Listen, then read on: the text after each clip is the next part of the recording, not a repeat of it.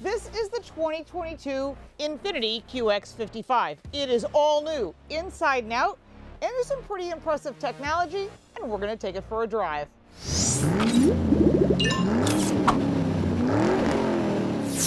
Welcome back to the channel. I'm Lauren Fix. If this is your first time to the channel, we do a lot more than cool car reviews. We give you first looks of new vehicles, and we give you information so you can have car smarts, because we believe knowledge is power. Make sure to subscribe and click that little bell so you don't miss anything.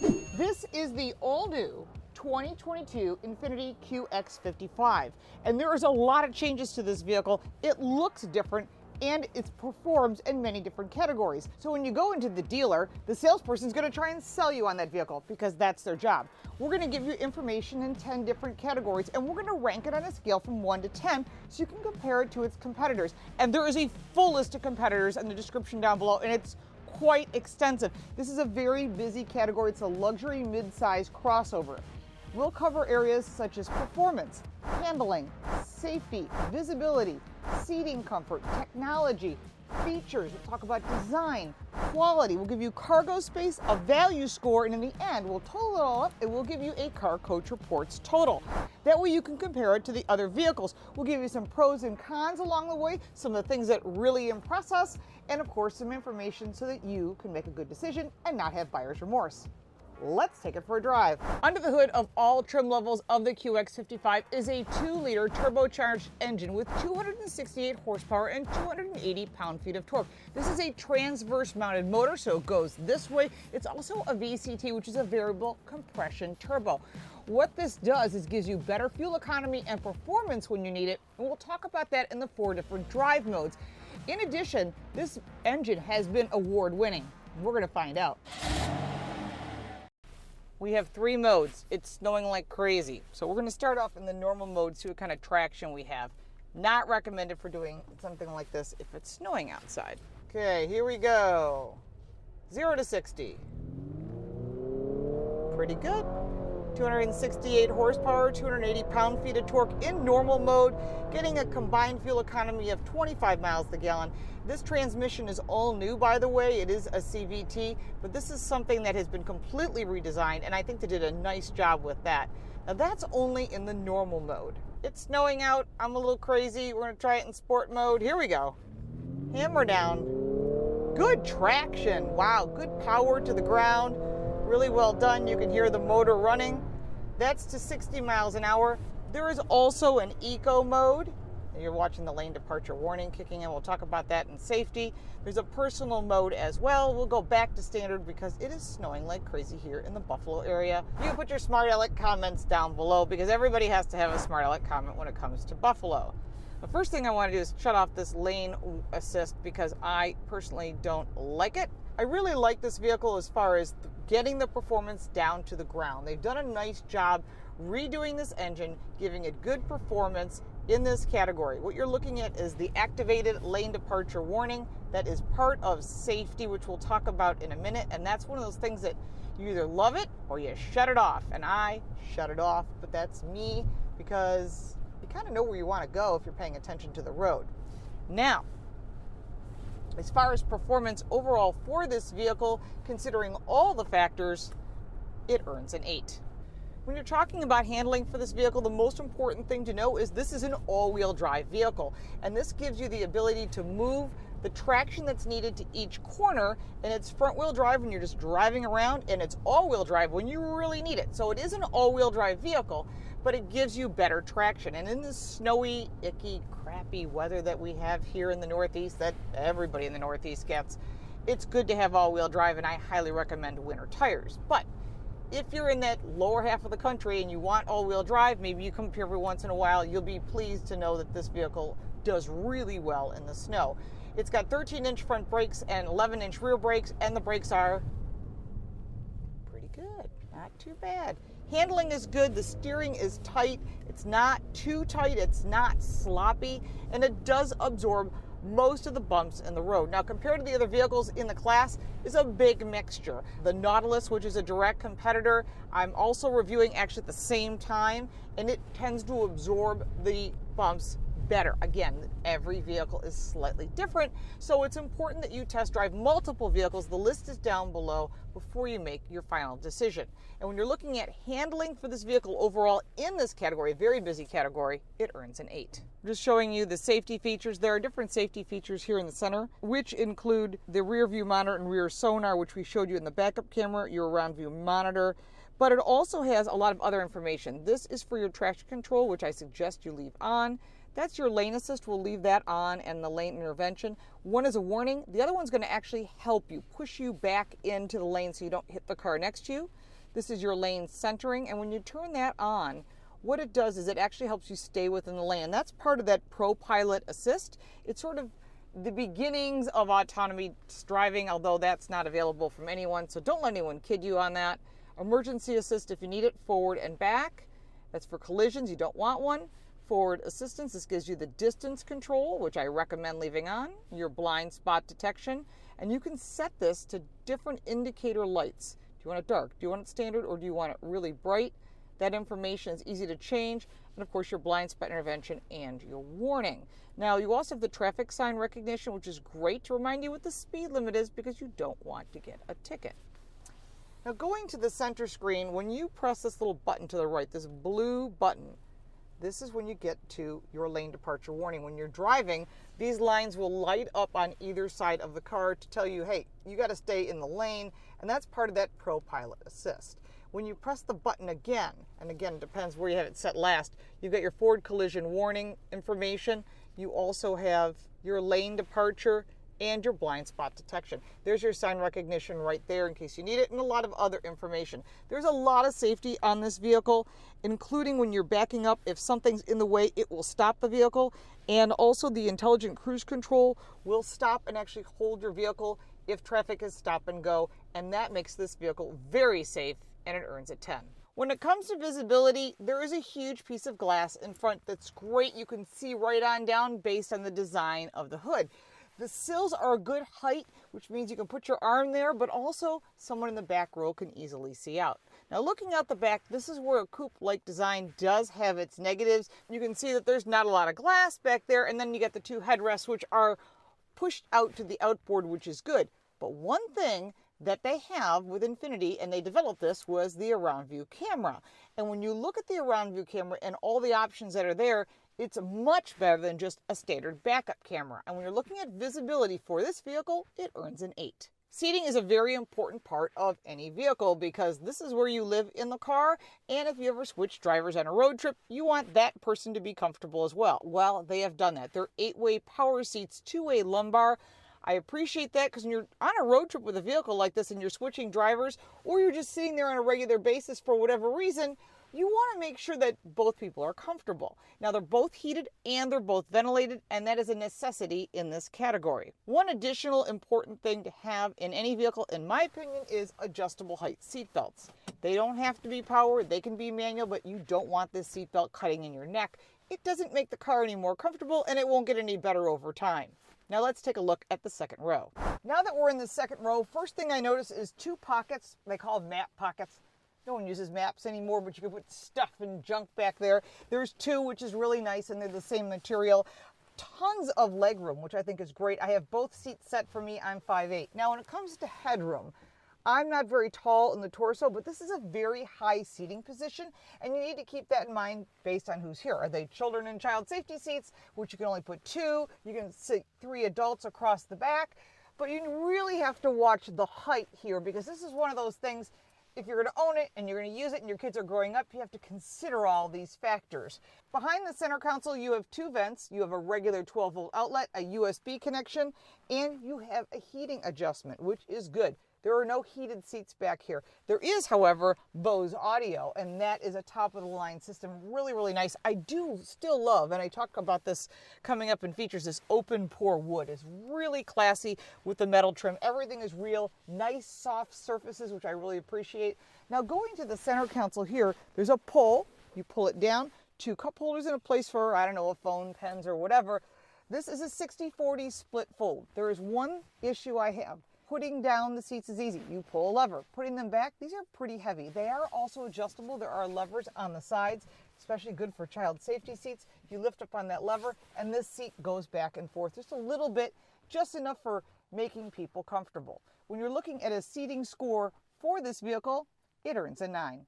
When it comes to technology, first thing, you have an 8-inch upper and a 7-inch lower screen. We'll start off with the upper screen. It is just navigation. And there's a controller to the right of the shifter that allows you to make adjustments as you need. And also there's a map, voice, and you can also switch the button to your camera if you need to. Again, these are all adjustments that are on that upper screen only. This is the new technology. You've got an 8-inch upper and the 7-inch lower. Now the lower one has some interesting things. You've got phone information, your connections, your driver assist, which I call safety features, in-touch services, which are part of Infiniti setup, your settings, your Infiniti intuition, your drive mode selector, and your quick guide. Now you can press these buttons to get information that you might want. This sets up your intelligent key. The in-touch services includes Infiniti Assist. You can get your history and, of course, other settings. Really nice, simple, easy to use. Using that dual screen setup seems to be the new way. And then, of course, if you just want to use these buttons, you can use that too.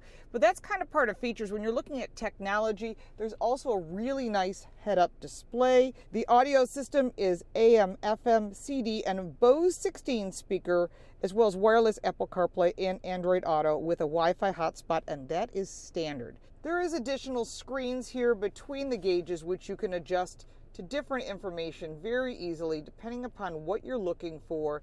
And this is really helpful as well. Although some brands have some crazy new technology, the price on those can get very expensive. And when you're in this category, this vehicle for technology earns a 9. The first thing to know is that there are 3 trim levels: the Luxe, the Essential, and the Sensory. And then we go into the Tri-Zone Climate Control, and that's on the top trim level. Otherwise, it's a 2-zone climate control. And this allows you to make adjustments for the steering wheel. You want your heating of your seats and your AC seats. All that is right here. Really easy to use, actually. Nothing unusual, as well as these buttons, which are 3-staged, heated and cooled. And that's nice to have, as well as all of your normal controls. And the same thing is true for the passenger side. So it's well thought out, really easy to use, and extremely intuitive. You also have your optional head-up display, and your center screen is customizable. So you can decide what you want on your home button, and then of course you can pick and choose what you want, whether it's these buttons or other buttons. Again, pretty simple to change. You just have to figure out what you want where. But this screen is exclusively, which is the upper screen we talked about, the 8-inch screen, is exclusively for your navigation system. Infiniti also has mobile apps which can lock, unlock, and remotely start your car. Another feature is a foot-activated power liftgate, which is optional. One thing that's important to note also is that this vehicle is well laid out and easy to find things. Unlike some of their competitors, there's your audio controls, then you have your storage here, and you've got a USB-C, a USB, and a 12-volt outlet. Really nice, easy to use. Further back, you have 2 cup holders, your start-stop button, which is very European to have it here. I like it. Audi does it as well. Actually, it looks just like the Audi button, which is interesting. And on this side of the prindle, as I call it, is the button for your camera. So when you press this, you instantly get your backup camera.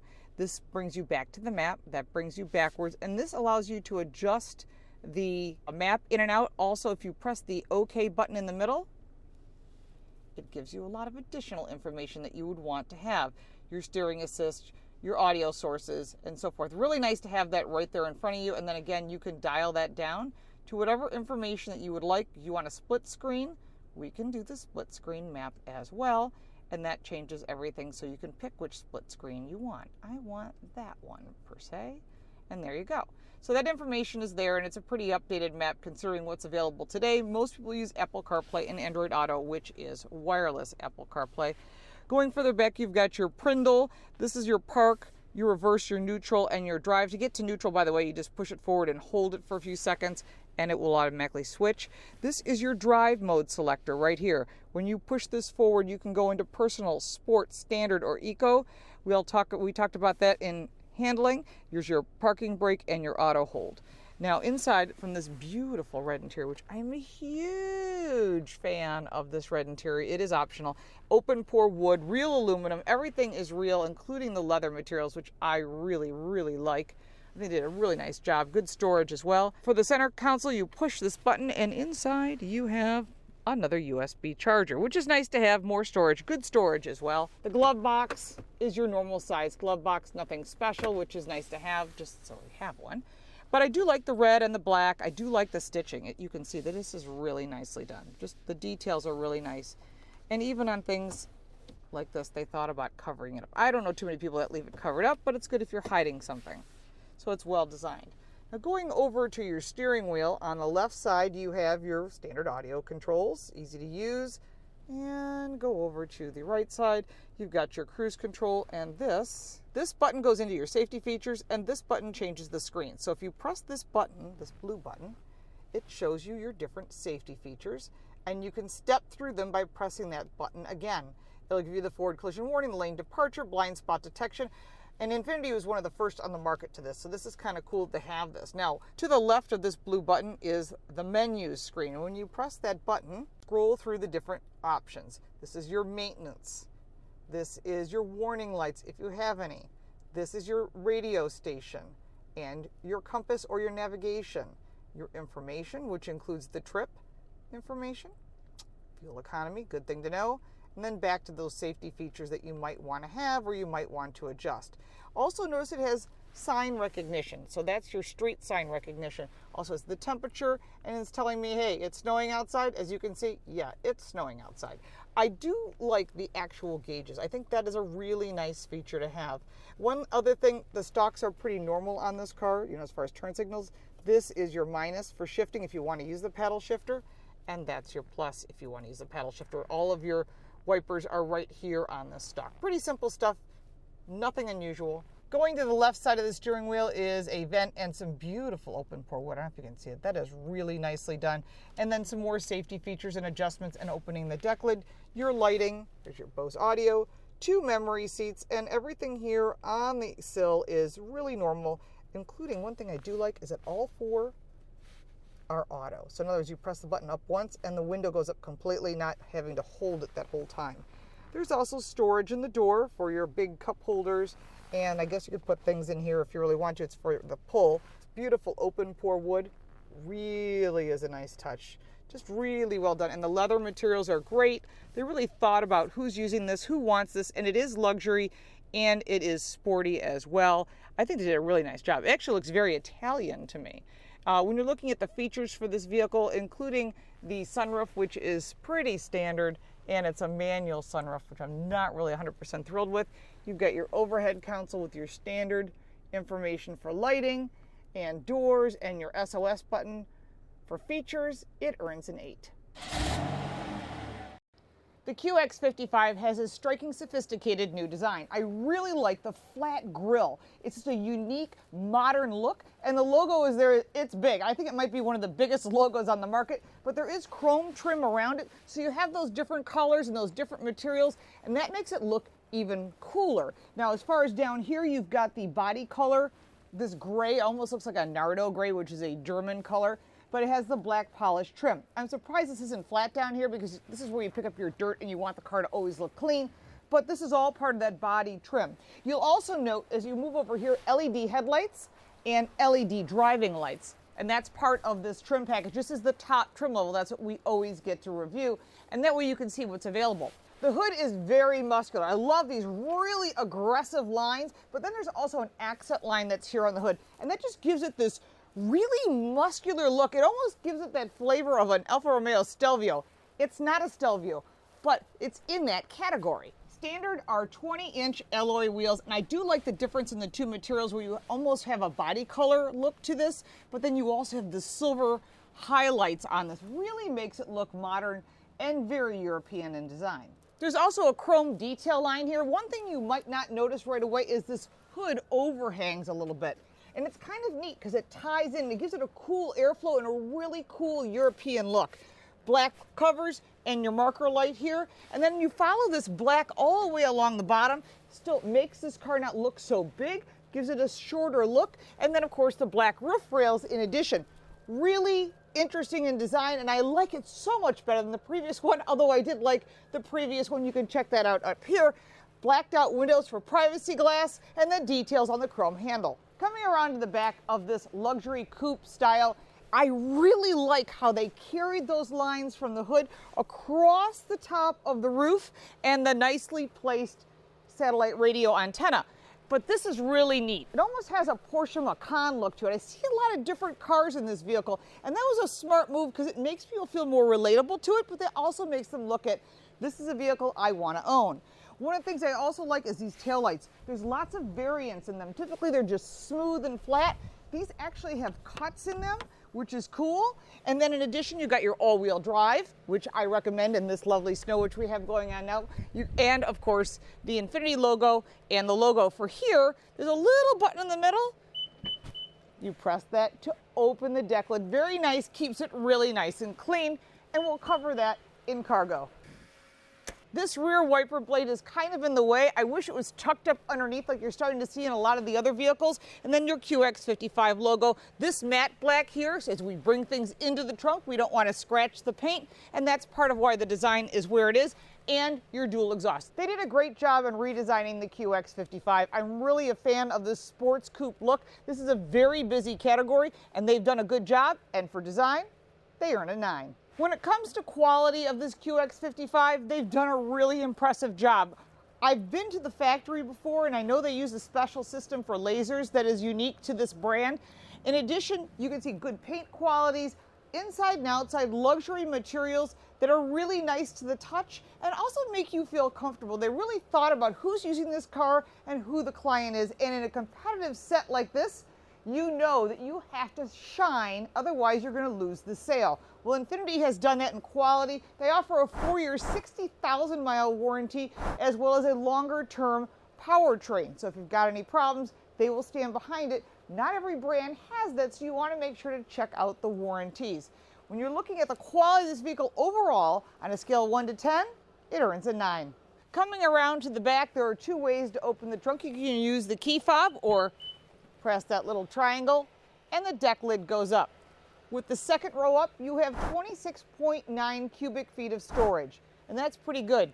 Put down the 2 rear seats, you just pull this lever on the other side, and you're at 56.1 cubic feet. And that's pretty good compared to other cars in the category. Note when you have that coupe design, sometimes you lose some storage. They did a really good job figuring out how to get the maximum space for the size of the vehicle. When you're looking at the value of this vehicle, it comes in that $46,000 range. Our test vehicle had all the goodies and came in at $58,770. Now, compared to the other cars in the category, that's a pretty good deal. There's a lot of value. You're getting a lot of safety that's standard, good performance, good handling, all-wheel drive, which I highly recommend in this lovely snow that we have going on right here. And the details on the interior and the technology are so improved. But I have to say, Infiniti's always been in the forefront of safety. They were first with the around view camera and also with self-healing paint and a lot of other really cool safety features, lane departure. So all of that is bundled into this car for a value score of a 9.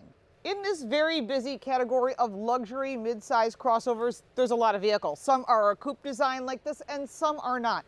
But this category has become very popular. People want the luxury, they want the technology, and they want to have good fuel economy. And this vehicle fits right in with the other competitors. Down below is a list and a link to all of the reviews we've done of all those other vehicles. The 2 screens really make a difference in technology and elevate this brand in the category. All of these features combined, really nice. I just love how it was well thought out by communicating with customers what they liked, what they didn't like, and putting that all together. The 2022 Infiniti QX55 earns a Car Coach Reports rating of 87. Now, if I didn't answer a question you have about this vehicle, put it in the comments down below. I will answer it for you because there's a lot of stuff in here that we didn't have time to cover. We'd be talking for like 2 hours. I'll also be putting up some more information on my social media at Lauren Fix, and check out our podcast. I'm really having a great time with Javier Mota and Carl Brower. It's called Total Car Score. And if you're looking for more Car Smarts information, there's a link to my book down below, and of course our website, Car Coach Reports. It's in English and Spanish, and there's some new contributors there and some other opinions on this car. We thank you so much for watching, and we'll look forward to seeing you next time.